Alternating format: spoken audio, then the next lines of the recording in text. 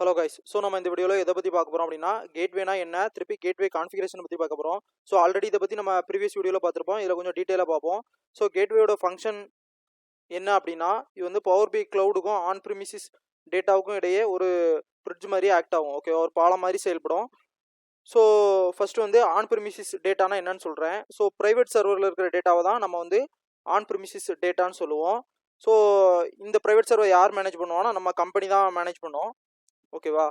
So power B க்ளவுட்னா என்னன்னு சொல்கிறேன். So நீங்கள் இங்கே பார்க்கலாம், இது வந்து நான் லோக்கலில் டெவலப் பண்ணியிருக்க பவர் பி ரிப்போர்ட்டு. இந்த ரிப்போர்ட்டை கடைசி நான் வந்து பப்ளிஷ் பண்ணுவேன். ஸோ பப்ளிஷ் வந்து இந்த டெஸ்டிங் ஒர்க் ஸ்பேஸில் பப்ளிஷ் பண்ணுறேன். ஸோ பப்ளிஷ் பண்ண பிறகு என்ன ஆயிரும் அப்படின்னா, என்னோட ரிப்போர்ட் வந்து பவர் பி சர்வீஸ்க்கு போயிடும், அதாவது பவர் பி க்ளவுடுக்கு போயிடும். ஸோ அதை தான் இது மீன் பண்ணுறது, இந்த மேலே இருக்கிறது அதை தான் மீன் பண்ணுது. ஸோ நான் இப்போ இந்த பவர் பி ரிப்போர்ட்டை ஓப்பன் பண்ணுறேன். ஸோ இந்த ரிப்போர்ட் வந்து என்னோட பவர் பி டேட்டா செட்டில் இருக்கிற டேட்டாவுக்கான ரிப்போர்ட்டை காமிக்கும். ஓகேவா? ஸோ நாளைக்கு நான் இந்த ரிப்போர்ட்டை பார்க்குறேன் அப்படின்னா, எனக்கு லேட்டஸ்ட் டேட்டா, ஸோ நாளைக்கு வந்து புதுசாக என்னோட டேட்டா பேஸில் லேட்டஸ்ட்டாக ரெக்கார்ட்ஸ் வந்து உள்ளே இறங்கியிருக்கும். ஓகேவா? ஸோ அந்த ரெக்கார்டை நான் என்னோட ரிப்போர்ட்டில் காமிக்கணும் அப்படின்னா, என்னுடைய பவர் பி டேட்டா செட்டை நான் வந்து ரிஃப்ரெஷ் பண்ணணும். டேட்டா செட்டை ரிஃப்ரெஷ் பண்ணால் தான் எனக்கு லேட்டஸ்ட் டேட்டா என்னோட பவர் பி ரிப்போர்ட்டுக்குள்ள வரும். ஸோ அதனால் நான் கண்டிப்பாக என்னோட டேட்டா செட்டை ரிஃப்ரெஷ் பண்ணும். ஓகேவா? ஸோ இப்போ இங்கே என்ன பிரச்சனை அப்படின்னா, என்னோட ரிப்போர்ட்டு க்ளவுடில் இருக்குது, ஆனால் என்னோட டேட்டா வந்து ஆன் ப்ரிமிசிஸில் இருக்குது. ஓகேவா? லோக்கலில் இருக்குது. ஸோ இப்போ டேரெக்டாக க்ளவுடில் இருந்து ஆன் ப்ரிமிஸை டேரெக்டாக ஹிட் பண்ண முடியாது. அதனால் நம்ம நடுசில் ஒரு கேட்வே வச்சுக்கிறோம். ஆன் ப்ரிமிஸ் டேட்டா கேட்வேன்னு ஒன்று வச்சு, அது மூலம் போய் நம்ம டேட்டாவை ஹிட் பண்ணி திருப்பி அதை வந்து நம்ம ஹிட் பண்ணி நம்ம பவர் பி டேட்டா செட்டுக்குள்ளே உள்ளே கொண்டு வரோம். ஓகேவா? ஸோ இதுதான் கேட்வேயோட நீடு. ஓகேவா? டைரெக்டாக நம்மளால் பவர் பி க்ளவுட் இந்த ரிப்போர்ட் வந்து நம்ம ஆன் ப்ரிமிசிஸ் எல்லாம் லோக்கல் டேட்டா வந்து ஹிட் பண்ண முடியாது. அதனால் கேட்வே வச்சு நம்ம வந்து ஹிட் பண்ணி உள்ள நம்ம டேட்டாவை பவர் பி டேட்டா செட்டுக்குள்ளே கொண்டு வரோம். ஸோ உங்களுக்கு புரிஞ்சிருக்கும் இப்போ கேட்வேயோட நீடு என்ன அப்படின்னு. ஸோ இதே நேரத்தில் நம்மளுடைய டேட்டா சோர்ஸ் வந்து க்ளவுடாக இருக்குது, அதாவது அஜூரு, ஷேர் பாயிண்ட்டு, கூகுள் பிக்வரி. ஸோ அந்த மாதிரி க்ளவுடு டேட்டா சோர்ஸாக இருந்துச்சு அப்படின்னா நமக்கு வந்து கேட்வே தேவையில்லை.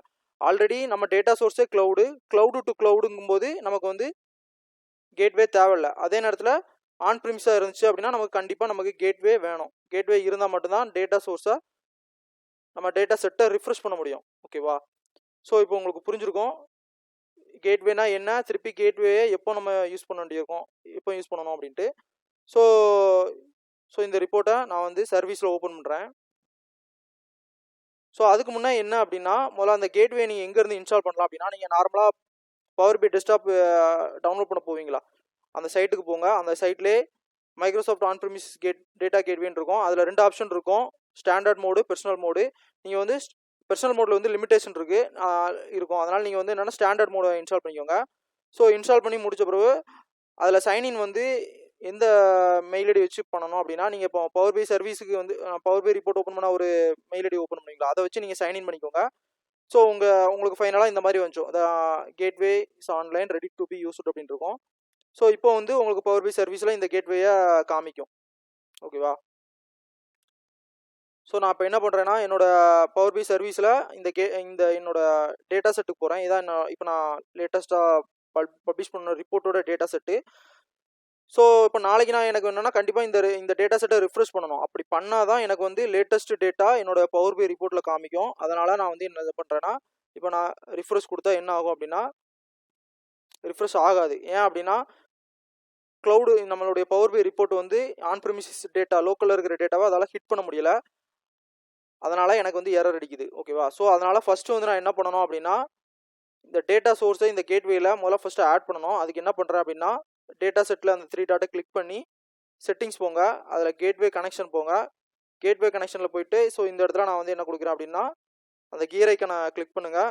கிளிக் பண்ணி முடிச்சோன்னே என்னோட கேட்வே வந்து ஆன்லைனில் தான் இருக்குது. பட் ஆனால் என்னென்னா என்னோட டேட்டா சோர்ஸை வந்து இதில் ஆட் ஆகலை. ஸோ ஃபஸ்ட்டு வந்து நான் டேட்டா சோர்ஸை ஆட் பண்ணோம். அதனால் என்ன பண்ணுங்க அப்படின்னா, இந்த இடத்துல போயிட்டு 3 டாட்டை கிளிக் பண்ணிக்கிட்டு ஆட் டேட்டா சோர்ஸ் கொடுங்க. ஸோ ஆட் டேட்டா சோர்ஸில் நான் வந்து என்னோட டேட்டா சோர்ஸ் வந்து MS SQL server. So first வந்து நேம் கொடுக்குறேன். டவ் எஸ்கியூல்னு கொடுத்துட்டு டேட்டா சோர்ஸ் டைப் வந்து என்னன்னா எஸ்கியூஎல் சர்வர்.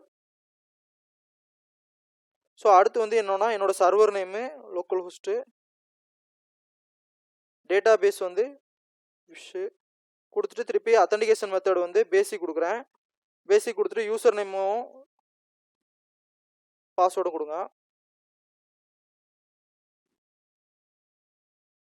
கொடுத்துட்டு ஆட் கொடுங்க.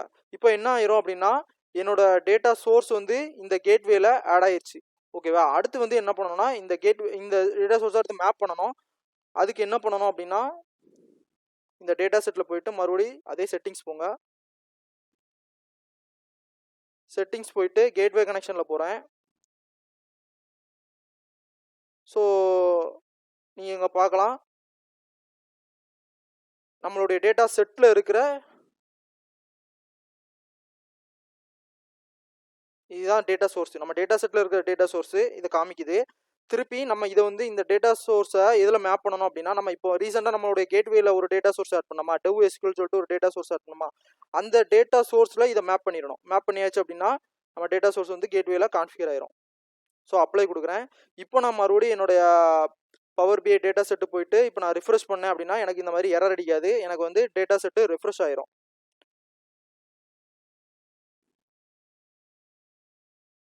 ஸோ இப்போ நான் டேட்டா செட்டை ஏன் ரிஃப்ரெஷ் பண்ணுறேன்னு உங்களுக்கு தெரியல. ஏன்னா லேட்டஸ்ட் டேட்டா டிபியில் இருக்கிற டேட்டா என்னோட டேட்டா செட்டுக்குள்ள வரணும். அதுக்காண்டி தான் நான் வந்து டேட்டா செட்டை ரிஃப்ரெஷ் பண்ணுறேன். டேரெக்டாக ரிஃப்ரெஷ் பண்ண முடியாது.